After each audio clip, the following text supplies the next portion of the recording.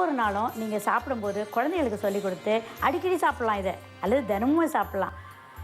இந்த மருந்தை நீங்கள் சின்ன சின்னதாக வெட்டி போட்டு பச்சையாகவே சாப்பிட்ற சின்ன பிள்ளைகளே பழக்கிறீங்க. ஒரு 2 வயசு 2.5 வயசுலேயே பச்சையாக சாப்பிட பழக்கினீங்கன்னா அவங்க பிற்காலத்துலேயும் பச்சையாக சாப்பிட்றதுக்கு பயப்பட மாட்டாங்க. ஆனால் முதல்ல நிச்சயமாக கழுவிடணும். ஏன்னா சில சமயங்களில் பூச்சி மருந்தெலாம் அடிச்சிருப்பாங்க. அதனால் நல்லா கழுவி தோலோடு சாப்பிட்ற பழக்கத்தை உண்டாக்குவீங்க என்று நம்பி விடைபெறுகிறேன். வணக்கம்.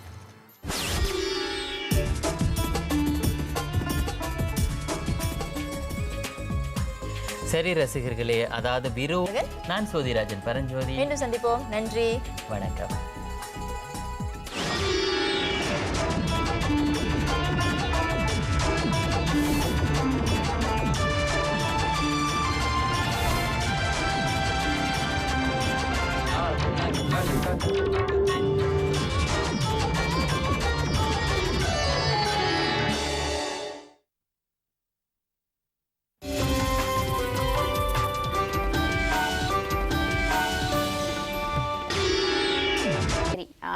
மிதிவண்டி சாகசத்தை பார்த்தாச்சு. இப்போ உங்களுக்காக நலவியல் குறிப்பு.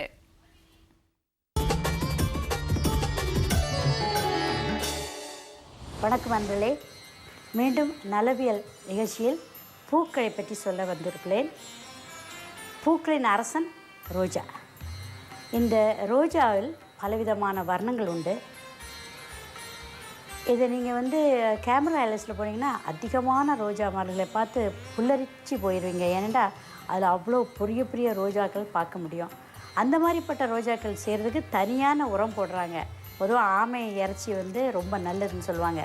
ரோஜா செடிகள் நல்ல பெரிய பெரிய மலர்களை உண்டாக்குறதுக்கு நீங்கள் அந்த மாதிரி உரம் போடணும்னு சொல்லுவாங்க. நம்ம சாதாரணமாக வீடுகளில் வச்சு வளர்க்குற ரோஜா பூக்களில் தான் உண்மையான மருத்துவ குணம் உண்டு. வியாபாரத்துக்காக உள்ளதில் பலவிதமான ரசாயனங்கள் கலப்பு இருக்குது. அதனால் அதை சொல்லலை. இந்த ரோஜாக்களில் குல்கந்து செய்யலாம். குல்கந்து என்றால் அதில் எதழ்களை எடுத்து அதை ஊற போடணும். ஊற போட்டு தேனில் ஊற போட்டு அதில் பனங்கற்கண்டு போட்டு பிளெண்ட் பண்ணி அதை ஒரு குல்கந்து மாதிரி ஒரு லேகியம் மாதிரி வரும். அதை ஒவ்வொரு கரண்டி சாப்பிட்டு வந்தால் இருதயத்துக்கு ரொம்ப பலம் கொடுக்கும். இதை தவிர்த்து குழந்தைகளுக்கு நல்லது செய்யும். நீங்கள் சின்ன பிள்ளையாக இருக்கும்போதே அந்த எதிர்களை எடுத்து சாப்பிட்றதுக்கு பழக்கணும். எப்படி செம்பருத்தம் பூவை சாப்பிட்றோமோ அதே மாதிரி இதுவும் ரொம்ப நல்லது. இருதயத்துக்கு பலம் கொடுக்கக்கூடியது இந்த ரோஜாவுடைய இதழ்கள். இந்த ரோஜா இதழ்களில் பொதுவாக சாப்பிடும்போது கூடயும் அழகுக்கு சைட்லலாம் அழகுக்கு உண்டாக்கலாம். இப்போ ஒரு சேலட் செய்கிறோன்னு வச்சுக்கோங்க. வெள்ளரிக்காய், வெங்காயம் இதெல்லாம் போட்டு செய்யும்போது அழகு கலருக்கு மஞ்சள் கலர் வைக்கலாம், சிவப்பு கலர் வைக்கலாம். அப்போ ஒரு நூதனமான ஒரு அழகு கொடுக்கும். இது டெக்கரேஷனில் சேரும். இது தவிர்த்து ஏரோமோதெரபிலையும் இதையே உதிர்த்து போட்டு அந்த வாசனைக்காக குளிக்கிறதுக்கும் பயன்படுத்துவாங்க. மற்றபடி இந்த பூக்களில் என்ன தன்மை எப்படி நீங்கள் செய்யலான்னு சொல்கிறேனே, பன்னீர் செய்கிறதுலாம் அது எப்படி செய்கிறதுன்னு சொன்னால், ஒரு 4.5 லிட்டர் தண்ணி எடுத்துகிட்டு 1.5 கிலோ பூக்கள் இதழ்களை எடுத்துகிட்டு நல்லா போட்டு வேக வைக்கணும். எவ்வளோ வேக வைக்கிறீங்களோ அதுக்கு பிறகு அதை வாழையிலேருந்து தண்ணீர் எடுக்கணும். வாழை என்றால் டிஸ்டிலேஷன் முறையில் எடுக்கிறது. அதாவது நீங்கள் பானையில் வேக வைக்கிறீங்க வச்சுங்க, அந்த பானையுடைய தண்ணி எடுக்கிறீங்க இல்லையா, அதுதான் அந்த சொட்டாக சேர்கிற தண்ணி தான் பன்னீரை எடுக்க முடியும். ஆனால் ரொம்ப பூக்கள் தேவைப்படுறதுக்கு அந்த மாதிரி செய்து பன்னீர் எடுத்து அதுதான் பன்னீர் என்று சொல்கிறது. அந்த பன்னீரை நீங்கள் எல்லா இதுலேயும் ஊற்றலாம். ஏதாவது ஒரு கேசரியில் வாசத்துக்கு செய்யலாம். பொதுவாக எதில் போடுறாங்க தெரியுமா, நல்ல பிரியாணி ரைஸில் அந்த வாசம் நிச்சயமாக இருக்கும். ரோஜா பூ எசன்ஸ் நிச்சயமாக வாசம் இருக்கும். பொதுவாக சில சமயங்களில் நீங்கள் வெளியே போகும்போது கூடயும் உங்களுடைய உடம்பு வாசம் வர்றதுக்காக மற்ற கடையிலேருந்து கண்டதை வாங்குறத விட இந்த பன்னீர் எடுத்து நீங்கள் நல்லா அழகாக வாசலாம் செய்துட்டு அடுத்தவங்களை கவர்ச்சியாக இழுக்கலாம். ஸோ இந்த மெத்தடை நீங்கள் செய்து நீங்கள் நவ நாகரிக யுகத்திலேயே நீங்கள் பாரம்பரியமாக நீங்கள் இதெல்லாம் செய்து உபயோகிச்சிங்கன்னா உங்களை மற்றவங்க போற்றுவாங்க என்று கூறி விடைபெறுகிறேன். வணக்கம். பற்றின நிறைய விஷயங்கள் தொடர்ந்து ஒவ்வொரு இனி வரும் காலங்களும் இருக்கும்னு நம்புவோம். ஏன்னா நிறைய விஷயங்கள் அவர் பண்ணியிருக்காரு இல்லையா? ஆமாம், அதே நேரத்தில் வந்து இன்றைய நிகழ்ச்சியில் பங்கெடுத்த அனைவருக்கும் நன்றி சொல்லிக்கொண்டு இந்த மாதிரி மகான்கள் வந்து முடிஞ்ச வரைக்கும் நம்ம பார்த்துக்கிட்டே இருப்போம் விழுதுகளில். நேர்கள் காத்துக்கிட்டே இருக்கணும். ஒரு ஆளுக்கு நான் முக்கியமா நன்றி சொல்லணும் சுதா. அவங்க டைப்பிங் பேரால இருந்து சிசிலியா ஜேசுன்ற ஒரு நேயர் நமக்கு வந்து அவ்வப்போது முயன்ற வரை கடிதம் எழுதிக்கிட்டு இருக்காங்க, இமெயில் பண்ணிக்கிட்டு இருக்காங்க, நிறைய ஆதரவு கொடுத்துக்கிட்டு இருக்காங்க. சிசிலியா நன்றி. சிசிலியா மட்டும் கிடையாது, நிறைய நேர்கள் நம்மளுக்கு அப்பப்போ ஆதரவும் ஒத்துழைப்பு வழங்கிக்கிட்டே இருக்காங்க. ஆதரவு அளிக்கும் அத்தனை நேர்களுக்கும் எங்களுக்கு மனமார்ந்த நன்றி எப்பொழுதுமே உண்டு. இந்த ஒரு நல்ல ஒரு சந்தோஷமான சூழ்நிலை சந்தோஷமா விடைபெறுகின்றோம். நான் கண்ணாசி மாதிரி. நான் ஜெயசுதா ஸ்ரீரங்கன். மீண்டும் மீண்டும் சந்திப்போம். நன்றி, வணக்கம்.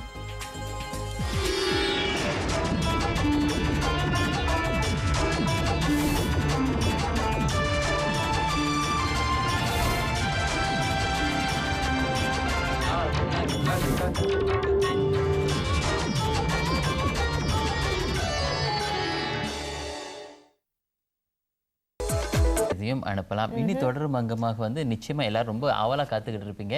என்ன குறிப்பு சொல்ல போறாங்க? என்ன குறிப்பு வராங்க? பாக்கியம் அம்மா உங்களுக்காக நலவியல் குறிப்பு.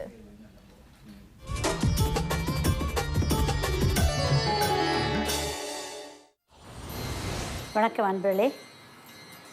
இன்று நம்ம புதினாவை பற்றி பேச வந்திருக்கோம். புதினா தெரியாத மக்கள் இருக்க மாட்டீங்க. இதை மின்ட் செடி என்று சொல்லுவோம்.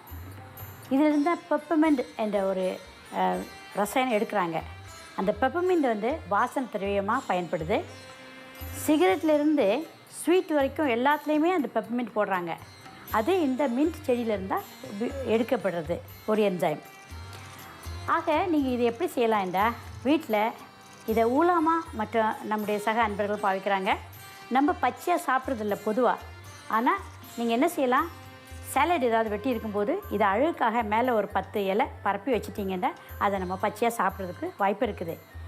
இது வந்து கிருமிகள் நாசினி, கிருமிகளை கொல்லக்கூடிய சக்தி இருக்குது.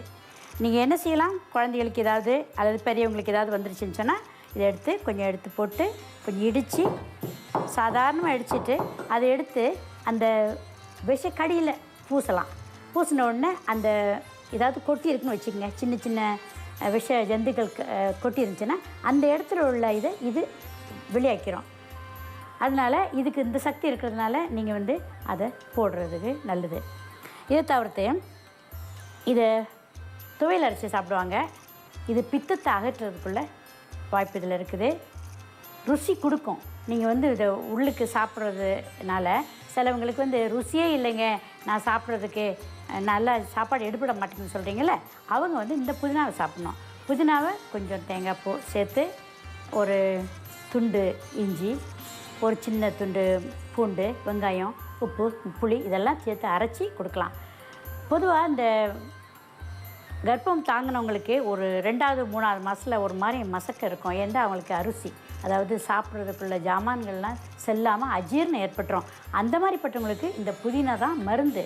இதை இடித்து சாறு எடுத்துலாம் குடிக்கிறத விட நீங்கள் வந்து ருசியாக ஒரு துவையல் செய்து அதை சோத்தில் பிசைஞ்சு சாப்பிட்டீங்கன்னா அவங்களுக்கு ஜீரண சக்தி நல்லா வரும். உள்ளுக்குள்ள உறுப்புகள்லேருந்து நல்ல நீர்கள் சுரந்து அவங்களுக்கு செழிப்பாக இருப்பாங்க. அவங்களுக்கு வாய்வு, அவங்களுக்கு இந்த வாந்தி இல்லாமல் இருக்கும். பொதுவாக இந்த மின்ட் செடி என்னன்னு சொன்னால், நீங்கள் அரைச்சி முகத்தில் போட்டிங்கன்னா அதில் ஒரு சுறுசுறுப்பு தன்மை, ஒரு மாதிரி சுறுசுறுப்பு உண்டாகும், ஒரு சுறுசுறுப்பும் உண்டாகும். அதனால் அப்போ உற்சாகம் உண்டாகிறதுக்காக இந்த மின்ட்டை அரைச்சி முகத்துக்கு பூசி விடுறாங்க. சில பியூட்டி பார்லர்லாம் போனீங்கன்னா பச்சையாக இருக்கிறது இதுதான் காரணம். இதை எடுத்து அவங்க அரைச்சி முகத்தில் பூசுறதுக்கும் வைக்கிறாங்க. அப்போ உங்களுக்கு ஒரு ஃப்ரெஷ்னஸ் உண்டாகும். ஆக இந்த மாதிரி மூலிகைலாம் இறைவன் படைச்சிருக்கான்னு சொல்லும்போது இதை எடுத்து நீங்கள் ஒன்றியும் என்ன இதில் சக்தி இருக்குது என்பதை நல்லா தெரிஞ்சு பார்த்துக்குங்க. இதில் நிறைய விட்டமின் இருக்குது. எல்லா இயற்கையாக சாப்பிடக்கூடிய இலைகள்லேயும் விட்டமின் ஏ இருக்குது, டி இருக்குது, சி இருக்குது, பாஸ்பரஸ் சத்து இருக்குது. இந்த மாதிரி இந்த சத்துக்கள்லாம் நமக்கு போகணுன்னு சொன்னால் நம்ம தனியாக மாத்திரைகள்லாம் வாங்க வேண்டாம். இந்த இலைகள்லேயே சாப்பிட்டு நீடூழி வாழ வேண்டுகிறேன். வணக்கம்.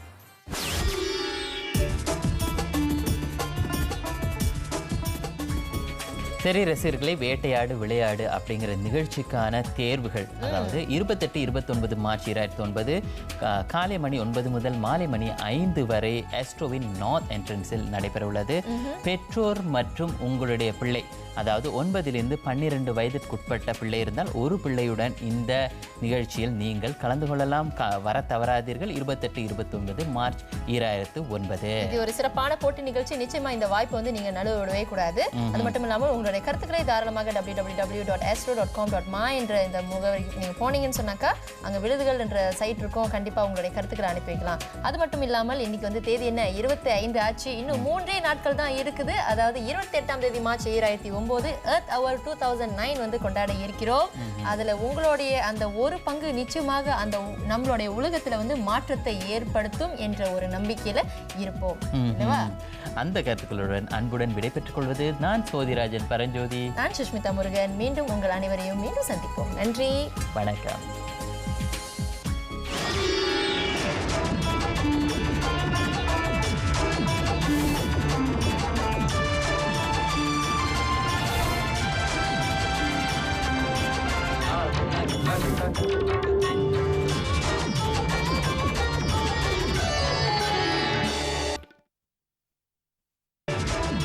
இது உங்களுக்காக அடுத்ததாக திருமதி பாக்கியம் அம்மா காத்துக்கிட்டே இருக்காங்க.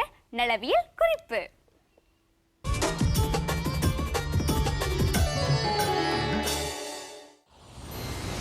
வணக்கம் அன்பர்களே. உங்களுடன்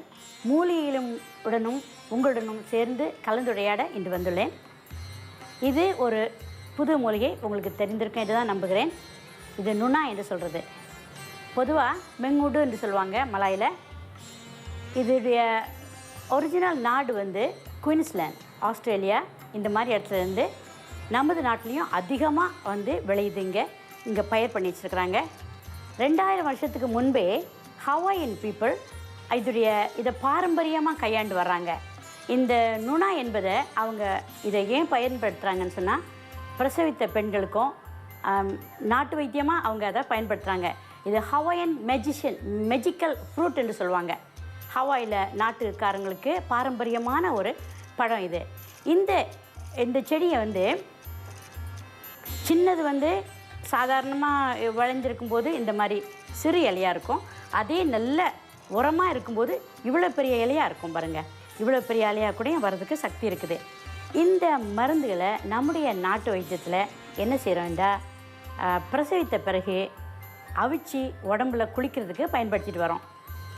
இதில் ரொம்ப மருத்துவ பயன்கள் இருக்குது. இது எல்லாருமே பயன்படுத்தலாம். எப்படின்னா, இலைகள் எல்லாம் ஆடாதுறை இலை, இன்னும் சில இலைகள் கூட சேர்த்து வேக வச்சு அந்த தண்ணி எடுத்து உடம்புல ஊற்றணும். எப்படி ஊற்றுறதுன்னு சொன்னால், அது ஏன் ஊற்றுறோம் என்றா புண்கள், சிரங்குகள் இதற்கெல்லாம் நல்லது. இது மட்டும் இல்லை, இதில் வேருக்கு ஒரு தன்மை இருக்குது. அந்த வேரை எடுத்து அரைச்சி ஆத்ரைட்டிஸு, கவுட்டு இந்த மாதிரி உள்ள நோய்களுக்கெல்லாம் நம்ம பயன்படுத்தலாம். பொதுவாக ஆத்ரைட்டிஸ் வர்றதே வாய்வுகள் வந்து அந்த எலும்பு மூட்டுகளில் தாக்குறதுனால தான், சூளை என்று சொல்லுவோம். இந்த சூளையை வந்து போக்குறது இலகு இல்லை. பலவிதமான மருந்துகள் வருஷக்கணக்காக சாப்பிட்டு வருவாங்க. அதே நேரத்தில் பலவிதமான நச்சு பொருட்களான அந்த மாமிசம் இதெல்லாம் சாப்பிட்றதுனால பயங்கரமாக அவங்களுக்கு தாக்கிரும். அந்த வாய்வுகள் களைய வைக்கிறதுக்கு இதுக்கு மகத்தான சக்திகள் இருக்குது. இது காய் இருக்குது பாருங்கள். இந்த காய் வந்து ஜாவாக்காரங்க நல்லா பிசைஞ்சு தலையில் தேய்ச்சி குளிக்கிறாங்க. ஏனென்றால் அது அழுக்க நீக்கிறதுக்குள்ள சக்தி இருக்குது. பொதுவாக நம்ம வந்து இந்த பழம், இது ரொம்ப அழகான பழம். கொஞ்சம் நாள் ஆயிடுச்சுன்னா அது ஒரு நாத்தம் அடிக்கும். அதனால சிலவங்களுக்கு பிடிக்காது. ஆனால் இந்த பழத்தை நல்லா பிசைஞ்சு தண்ணியில் வச்சுக்கோங்க. வச்சுட்டு ரொம்ப கூலான எஃபெக்ட் இருக்கிறதுனால குழந்தைகளுக்கு ஜுரம் அடிச்சுன்னா அந்த தண்ணி எடுத்து நெத்தியில் பத்து போடுறதுக்கு சின்ன ஒரு துண்டு எடுத்து தண்ணியில் ஊற வைப்பீங்க இல்லையா, அந்த தண்ணி வந்து ஐஸ் தண்ணி மாதிரி இதை பிசைஞ்சு போட்டு இதில் தொட்டு அதை புழிஞ்சு தலையில் தடவினீங்கன்னா அவங்களுடைய தலைவலி கொஞ்சம் குறையும், தலையுடைய பாரம் கொஞ்சம் நீங்கும், அவங்களுக்கு காய்ச்சலும் இறங்கும். ஆக இந்த பழத்தில் ரொம்ப விட்டமின் சி இருக்கிறதாக சொல்கிறதுனால நீங்கள் வந்து இதை சாப்பாட்லேயும் உபயோகப்படுத்தலாம். மாதவிடாய் கோளாறுகளுக்கு நல்லது, இரத்த ஓட்டத்துக்கு நல்லது. இதை எடுத்து சில இப்போது வணிகத்தில் பலவிதமான பேரில் நூனா ஜூஸ் என்ற பேரில் வணிக சந்தையை பிடிச்சிட்டு வராங்க. ஆக இதனுடைய தொடர்ச்சியை நான் அதன் பிறகு அடுத்த